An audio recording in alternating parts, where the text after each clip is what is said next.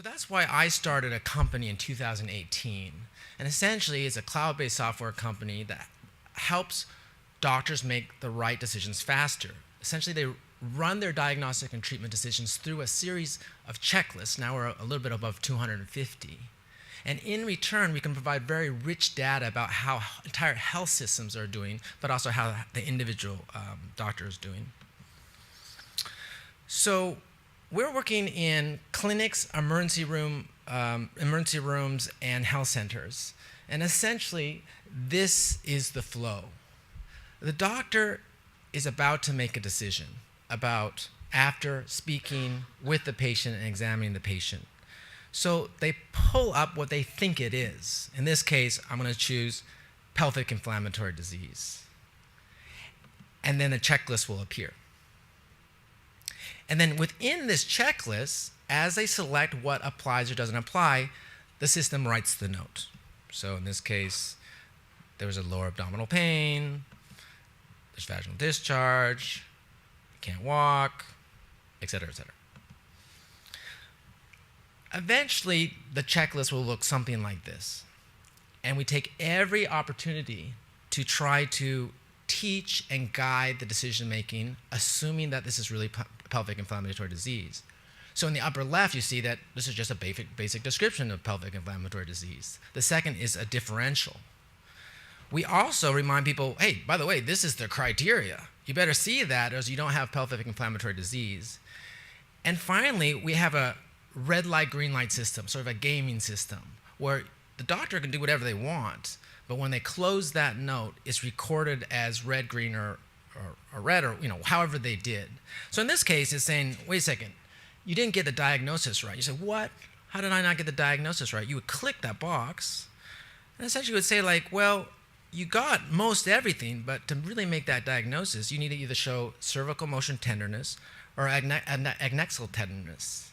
And then the ideal user, they'll then go back and say, oops, I have to do a pelvic exam to make that diagnosis. So they'll go back,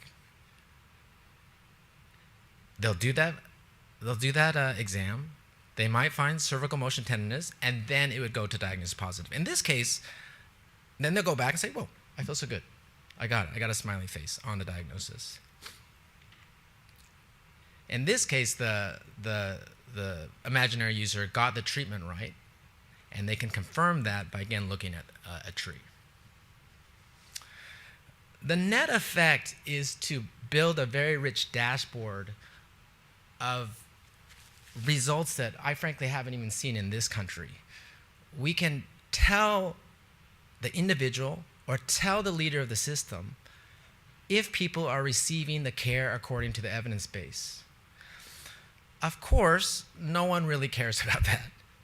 What they care about is this. They care about the business of medicine.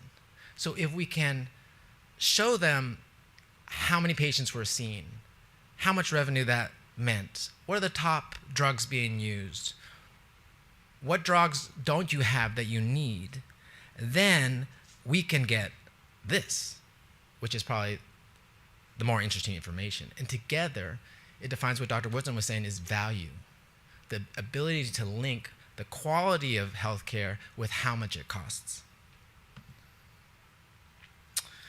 So how have we done? I think we're doing okay, at least in terms of what we set out to do across our client base. We've been able to increase adherence to protocols from a baseline of 30% to 80%, not across the disease of the day, but all diseases, and in a fairly quick fashion. And we sort of cook the books. If the whole system is based on a checklist, obviously you're going to follow the checklist. The other exciting part is that it's what most governors or health policy people are excited about. We're able to decrease the use of medicines pretty much about by 50% across the board. Now, the doctors who own the pharmacists or the pharmaceutical companies, they don't love that. But at least in terms of these public facilities, they're all about that.